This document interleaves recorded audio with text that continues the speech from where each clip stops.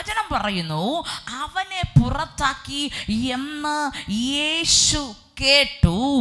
അവനെ കണ്ടപ്പോൾ, ഹല്ലേലൂയ, അവിടെ അങ്ങനെ പറയുന്നേ, അവനെ കണ്ടപ്പോൾ നീ ദൈവപുത്രനിൽ വിശ്വസിക്കുന്നുവോ എന്ന് ചോദിച്ചു. ഹല്ലേലൂയ. ആരെയാന്ന് ചോദിച്ചാൽ നമുക്ക് ആ ഭാഗം നല്ലതുപോലെ അറിയാം. യോഹന്നാന്റെ സുവിശേഷം 9-ാമത്തെ അധ്യായത്തിൽ നമ്മൾ പഠിക്കുമ്പോൾ അവിടെ ഒരു മനുഷ്യനെ കുറിച്ച് പറയുന്നു, ജന്മനാ കുരുടനായ ഒരു മനുഷ്യൻ. എനിക്ക് 5 മിനിറ്റ് കൊണ്ട് എനിക്ക് പറയാനുള്ള മൊത്തം പറയും ഞാൻ. ഹല്ലേലൂയ. അതുകൊണ്ട് ശ്രദ്ധിച്ചിരിക്കണം. ആമേൻ, ആമേൻ, ആമേൻ. അവിടെ ഇങ്ങനെ പറയുന്നുണ്ട്, കടന്നു പോകുന്ന സമയത്ത് യേശുവിൻ്റെ അടുക്കലേക്ക് യേശുവിൻ്റെ ശിഷ്യന്മാർ ഒരു കുരുടനെ കൊണ്ടുവരികയാണ്. കുരുടനെ കൊണ്ടുവന്നിട്ട് യേശുവിനോട് ചോദിക്കുന്ന ഒരു കാര്യം, യേശുവേ, ഈ മനുഷ്യൻ ജന്മനാ കുരുടനാണ്. ജനിച്ച സമയം മുതൽ ഈ മനുഷ്യൻ കുരുടനാണ്. ഈ മനുഷ്യന് കണ്ണ് കാണാൻ വയ്യ. ഇവരൊത്തിരി തവണ കേട്ടിട്ടുണ്ട്. യേശു പലരോടും പറയുവാണ്, പക്ഷപാത രോഗിയെ എഴുന്നേൽപ്പിച്ച് വിട്ടിട്ട് പറയുകയാണ്, നിന്റെ പാപങ്ങളെ മോചിച്ചു വന്നിരിക്കുന്നു. കുളത്തിനരികെ ചെന്ന് പറയുക, ആ മനുഷ്യനെ സൗഖ്യമാക്കി വിട്ടു. പിന്നത്തേതിൽ ആലയത്തിൽ വെച്ച് കണ്ടപ്പോൾ പറയുക, മേലാൽ പാപം ചെയ്യരുത് എന്ന് വെച്ചാൽ പലയിടത്തും പാപം കാരണം രോഗികളായി കിടന്ന പല വിഷയങ്ങളും യേശു കർത്താവിലൂടെ ഇവർ എന്താ പറയുക ശ്രവിക്കുമ്പോൾ ഇവർക്കൊരു കാര്യം മനസ്സിലായി, പാപം കൊണ്ടാണ് രോഗം വരുന്നത്. ഈ മനുഷ്യനെ യേശുവിൻ്റെ അടുക്കൽ കൊണ്ടുവന്നിട്ട് ചോദിക്കുകയാണ്, കർത്താവേ, ഈ മനുഷ്യൻ പാപം ചെയ്തിട്ടാണോ? ഈ മനുഷ്യനാണോ, ഈ മനുഷ്യൻ്റെ അമ്മയപ്പന്മാർ പാപം ചെയ്തിട്ടാണോ ഈ മനുഷ്യൻ കുരുടനായി പിറന്നത്? തങ്ങൾക്കറിയാം ഈ മനുഷ്യൻ പാപം ചെയ്യാൻ സാധ്യതയില്ല. കാരണം ഉദരത്തിൽ ഉരുവായപ്പോൾ മുതലേ, ഹല്ലേലൂയ, തനിക്ക് ജനിച്ചപ്പോൾ മുതലേ കണ്ണിന് കാഴ്ചയില്ല. അതുകൊണ്ട് ഇവർക്ക് മനസ്സിലായി അപ്പനും അമ്മയും പാപം ചെയ്തു എന്ന് യേശു കർത്താവ് പറയുമായിരിക്കും. കർത്താവ് പറഞ്ഞു, അല്ല, ദൈവപുത്രൻ മഹത്വപ്പെടേണ്ടതിനാണ് ഈ മനുഷ്യൻ കുരുടനായി പിറന്നത്. ഹല്ലേലൂയ. ഇന്ന് പകൽക്കാലം ഞാൻ ഇങ്ങനെ പറയും, നമ്മുടെ ജീവിതത്തിനകത്ത് ചില ക്ലേശങ്ങൾ, ചില പ്രതിസന്ധികൾ, ചില പ്രതികൂലങ്ങൾ, പ്രത്യേകിച്ചും ദൈവത്തെ അറിയുന്ന ഒരു കുടുംബത്തിനകത്ത് ഞാൻ ഇങ്ങനെ പറയും, ഹല്ലേലൂയ, ഈ കുടുംബം, ഈ മനുഷ്യന്റെ കുടുംബം ഒരു പള്ളി ഭക്തിയുള്ള കുടുംബമായിരുന്നു. ഹല്ലേലൂയ. എൻ്റെ ചിന്തയാണ്. നിങ്ങൾ ഇതിനെ എതിർക്കുവാണെങ്കിൽ എതിർത്തോ. ഹല്ലേലൂയ.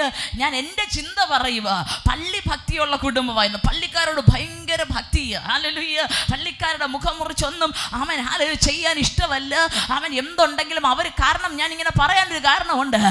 ഈ മനുഷ്യൻ സൗഖ്യമായി കഴിഞ്ഞപ്പോൾ പരീശന്മാരും ശാസ്ത്രിമാരും ഒക്കെ കൂടെ വന്നിട്ട് ഇവൻ്റെ അമ്മയപ്പന്മാരോട് ചോദിക്കുകയാണ്, യേശുവാണ് സൗഖ്യമാക്കിയതെന്ന് പറഞ്ഞാൽ പ്രശ്നമാണ്. ഇവൻ്റെ അമ്മയപ്പന്മാരോട് ചോദിക്കുക, ഇവൻ സൗഖ്യമായല്ലോ, അവൻ നിങ്ങളുടെ മകൻ തന്നെയാണോ? ഇവൻ കുരുടനായിരുന്നു. അപ്പനും അമ്മയും പറയുന്ന ഡയലോഗ് ഇങ്ങനെയാണ്, ഇവൻ ഞങ്ങളുടെ മകൻ തന്നെയാണ്, ഇവൻ കുരുടനായിരുന്നു, ഇവൻ സൗഖ്യമായി. ഹല്ലേലൂയ. യേശു കർത്താവ് മനുഷ്യനെ സൗഖ്യമാക്കി കേട്ടോ. യേശു സൗഖ്യമാക്കി കഴിഞ്ഞപ്പോൾ യേശു കർത്താവിനെ പറയാൻ അവർക്ക് മടിയായതുകൊണ്ട് ഇവർ പറയുകയാണ്, ഇവൻ ഞങ്ങളുടെ മകൻ തന്നെയാണ്, കുരുടനായിരുന്നു, സൗഖ്യമായി. പക്ഷെ എങ്ങനെ സൗഖ്യമായെന്നറിയത്തില്ല. Hallelujah, hallelujah. എങ്ങനെ സൗഖ്യമായെന്ന് അറിയത്തില്ല. അപ്പം ഞാനിങ്ങനെ പറയും, ഇവർക്ക് പള്ളിയിലെ പ്രമുഖന്മാരുടെ നല്ല പേര് വേണം. അതുകൊണ്ട് ഇവരെന്ത് ചെയ്യുന്നറിയാമോ? പള്ളിക്കാരെ യേശുവാണ് സൗഖ്യമാക്കിയെന്ന് പള്ളി അവരോട് പറയത്തില്ല. ഇവരത് ഒളിച്ചു വെച്ചേക്കുകയാണ്. കാരണം പള്ളിയിൽ എല്ലാ കാര്യങ്ങളിലും ഇവർ പ്രധാനികളാണ്. അതുകൊണ്ട് തന്നെ ഞാൻ ഇങ്ങനെ പറയും, ന്യായപ്രമാണമൊക്കെ നല്ല രീതിയിൽ അനുസരിക്കുന്ന ഇവരുടെ ജീവിതത്തിനകത്ത് ഹല്ലേലൂയ പാപം വരാൻ സാധ്യതയില്ല.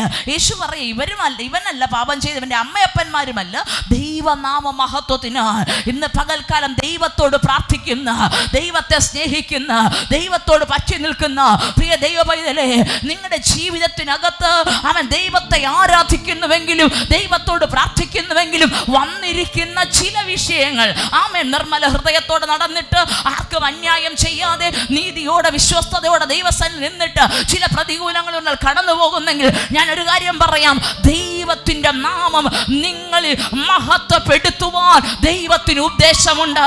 ഇന്നത്തെ കഷ്ടത, ഇന്നത്തെ ഭാരം, ഇന്നത്തെ വേദന നിങ്ങളെ തകർക്കാനല്ല, ദൈവനാമം നിങ്ങളിൽ മഹത്വപ്പെടുത്തുവാൻ ദൈവത്തിന് ഇഷ്ടമായതുകൊണ്ട് ചില പ്രതികൂലങ്ങൾ, ചില വിഷയങ്ങളുടെ വിടുതലുകളുടെ താമസം നിങ്ങളുടെ ലൈഫിനകത്ത് ദൈവം അനുവദിച്ചു കൊടുത്തിരിക്കുന്നത്. ഹല്ലേലൂയ.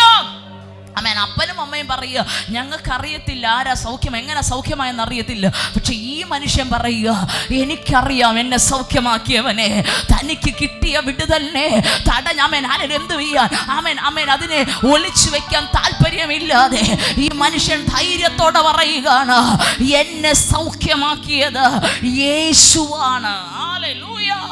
എന്നെ സൗഖ്യമാക്കിയത് യേശുവാണ്. ധൈര്യത്തോടെ പറഞ്ഞു. ഹല്ലേലൂയ.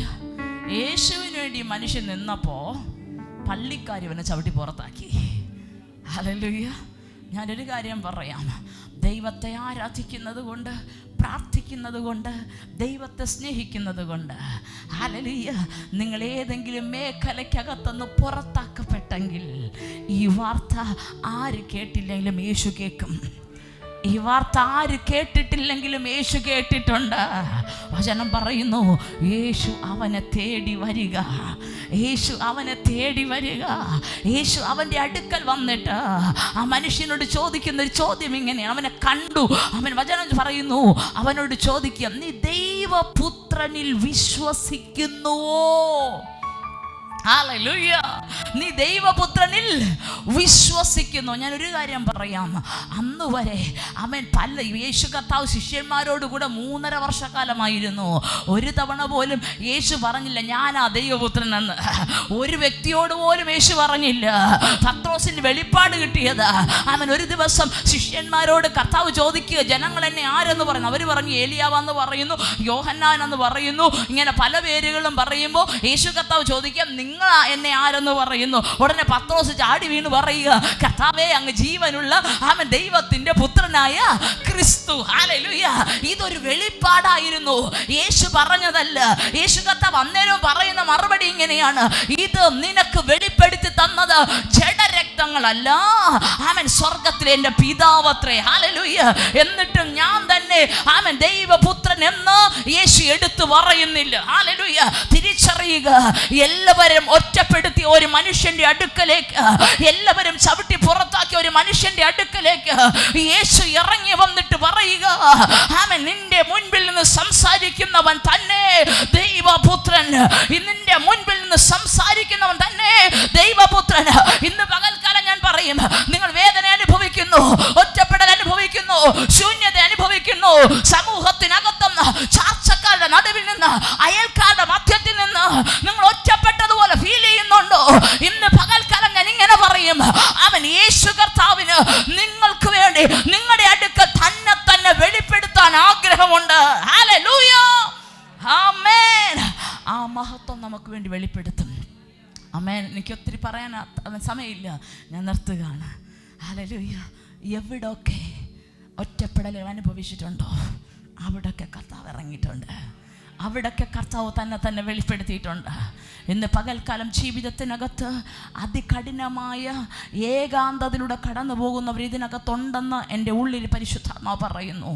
അവൻ പലരുടെയും ചോദ്യങ്ങൾ ഫേസ് ചെയ്യേണ്ടിയവർ, നിങ്ങളായി തന്നെ അവൻ ഒതുക്കപ്പെട്ടു പോകുന്നവർ, ആരോടും അവൻ അങ്ങോട്ടൊന്നിനും പോകാതെ നിങ്ങളായി തന്നെ എല്ലാവരിൽ നിന്നും അകന്ന് ഒറ്റപ്പെട്ട് ഒതുങ്ങി നിൽക്കാൻ താല്പര്യപ്പെടുന്നവർ, അവരോട് ഇന്ന് രാത്രികാലം കർത്താവ് പറയുക, ആർക്കും നിങ്ങളെ വേണ്ടെങ്കിലും കർത്താവിന് നമ്മളെ വേണം. ആർക്കും നമ്മളെ വേണ്ടെങ്കിലും കർത്താവിന് നമ്മളെ വേണം. ആരൊക്കെ മാറ്റി നിർത്തിയാലും കർത്താവ് പറയും, ഞാൻ നിന്നെ ചേർത്ത് നിർത്താം. ആരൊക്കെ തള്ളി പറഞ്ഞാലും കർത്താവ് പറയും, അവരൊക്കെ മാറ്റി നിർത്തുമ്പോൾ ഞാൻ നിന്റെ അടുക്കലേക്ക് ഇറങ്ങി വരാം. ഹല്ലേലൂയ. ലോകം നിങ്ങളെ പകയ്ക്കാനുള്ള കാരണം സ്വർഗം നിങ്ങളെ സ്നേഹിക്കുന്നത് കൊണ്ടാ. ഇന്ന് പകൽക്കാലം ഒറ്റപ്പെടൽ അനുഭവിക്കുന്ന ആരെങ്കിലും ഉണ്ടെങ്കിൽ, ഒത്തിരിയേറെ ചോദ്യങ്ങളെ ഫേസ് ചെയ്യുന്നവരാരെങ്കിലും ഉണ്ടെങ്കിൽ, ഇന്ന് പകൽക്കാലം സ്വർഗം നിങ്ങൾക്ക് വേണ്ടി ഇറങ്ങുക. നിങ്ങളുടെ പ്രാർത്ഥനാ മുറിയിൽ, നിങ്ങളുടെ വ്യക്തിപരമായ ജീവിതത്തിൽ, നിന്റെ കണ്ണുനീരിന്റെ താഴ്വരയിൽ, രാത്രിയാമങ്ങളിൽ തലയണയെ നനയ്ക്കുന്നവരുണ്ടോ? ഇതിനകത്ത് കണ്ണുനീർ കൊണ്ട് തലയണയെ നനയ്ക്കുന്നവരുണ്ടോ? സ്വർഗം പറയാം, നിങ്ങൾക്ക് വേണ്ടി, നിങ്ങളുടെ വിഷയത്തിന് പരിഹാരമായി, നിങ്ങളുടെ വിഷയത്തിന് മറുപടിയുമായി എന്റെ സ്വർഗം, എന്റെ കർത്താവ് ഇറങ്ങി വരിക.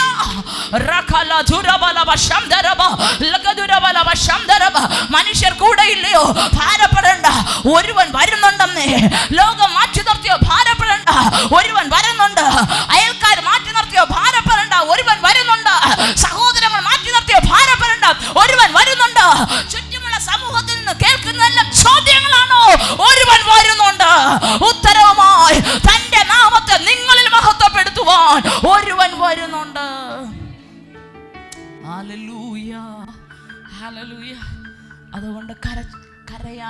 ഭാരപ്പെടാനും വേദനിക്കാനും ഒക്കെ തുടങ്ങുമ്പോൾ പറയണം, എൻ്റെ കണ്ണുനീരിൽ, എൻ്റെ വേദനയിൽ, എൻ്റെ ഒറ്റപ്പെടൽ, എൻ്റെ ഭാരത്തിൽ എനിക്ക് വേണ്ടി ഇറങ്ങുന്ന ഒരുവനുണ്ട്. കൂടെ കൂട്ടാൻ കൂട്ടുകാർ കിട്ടിയില്ലേ? അയൽക്കാർ കൂടെ കൂട്ടിയില്ലേ? എല്ലാവരും ആമേൻ ചോദ്യങ്ങൾ ഉന്നയിച്ച് നിങ്ങൾ ഒതുക്കി കളയുന്ന, ചോദ്യങ്ങളെ ഫേസ് ചെയ്യാൻ വയ്യാതെ ഒരിടത്ത് ഒതുങ്ങിപ്പോകുന്നവരാണോ നിങ്ങൾ? ഇന്ന് പകൽക്കാലം എനിക്കറിയാം നിങ്ങളുടെ അകത്തളങ്ങളിൽ പരിശുദ്ധാത്മാവിൻ്റെ ഇടപെടലുണ്ട്. സ്വർഗം പറയുക, കർത്താവിന് നിങ്ങൾ വേണം. എന്തിനാണെന്നറിയാമോ? പത്മോസിൽ എല്ലാം ആർക്കും വേണ്ടെന്ന് പറഞ്ഞ് യോഹന്നാനെ തള്ളിക്കളഞ്ഞപ്പോൾ, ഞാൻ അങ്ങ് പറയുന്നില്ല, ഒറ്റ വാക്യം ഒറ്റ സെൻറ്റൻസിൽ പറഞ്ഞങ്ങ് നിർത്താം. ഒറ്റപ്പെട്ട ഏകാന്തതയ്ക്ക് തള്ളിക്കളഞ്ഞപ്പോൾ എല്ലാവരും ചവിട്ടി പുറത്താക്കിയതാ. പക്ഷെ കർത്താവ് അതിനകത്ത് ഇറങ്ങി വന്നു, തന്നെ വെളിപ്പെടുത്തി. ഇന്ന് പകൽക്കാലം ഞാൻ പറയാം, നമ്മുടെ ഏകാന്തതകളിൽ നമ്മളെ പലരും പുറത്താക്കുമ്പോൾ, ആമേൻ മനഃപൂർവ്വമായിട്ടോ നമ്മൾ ആമേൻ അറിഞ്ഞാണെങ്കിലും അറിയാതെയാണെങ്കിലും അവർ നിങ്ങളെ മാറ്റി നിർത്തുമ്പോൾ, ഹല്ലേലൂയ, കർത്താവിൻ്റെ സാന്നിധ്യം ഇറങ്ങി വരുന്നുണ്ട്. ഇന്ന് പകൽക്കാലം ദൈവത്തിൻ്റെ മഹത്വം ഇറങ്ങി വരുന്നുണ്ട്. കാരണം കർത്താവ് നമ്മളെ സ്നേഹിച്ചതുപോലെ നമ്മളെ സ്നേഹിക്കാൻ ആർക്കും പറ്റത്തില്ല.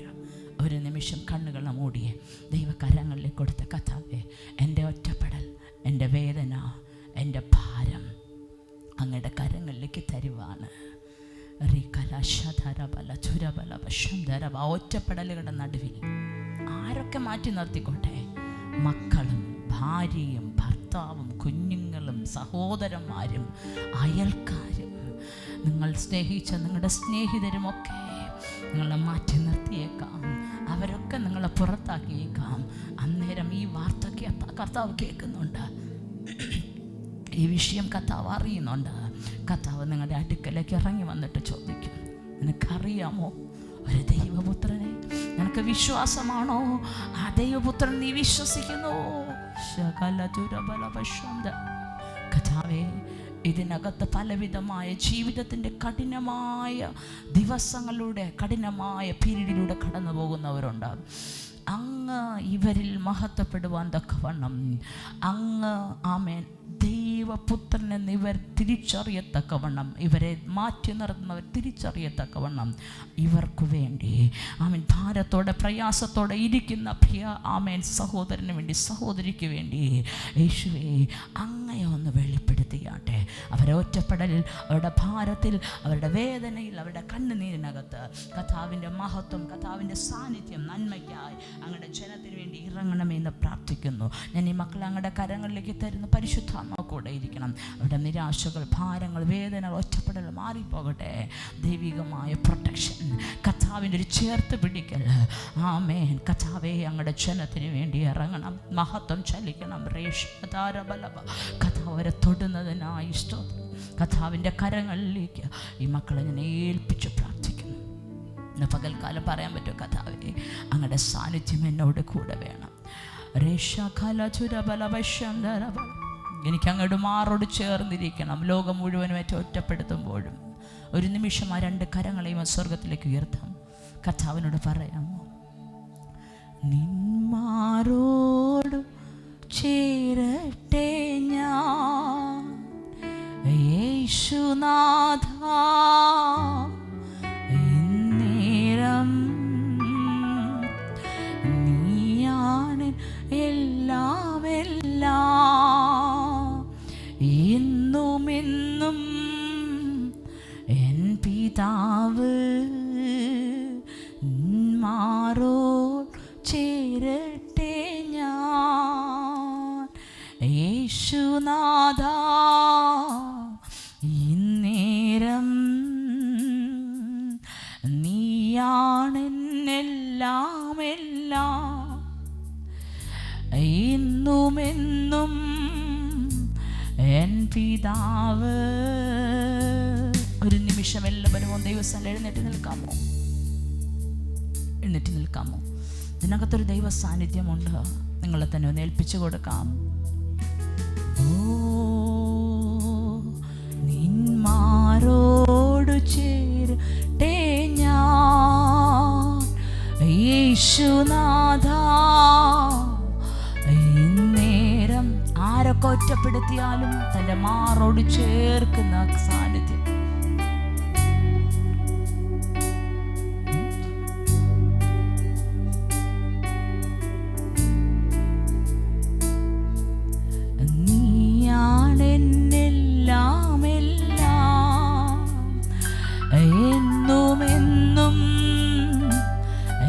പിതാവ്.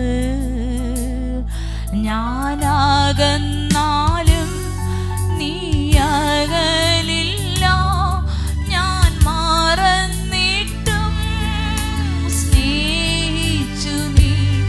ഞാനകന്നാലും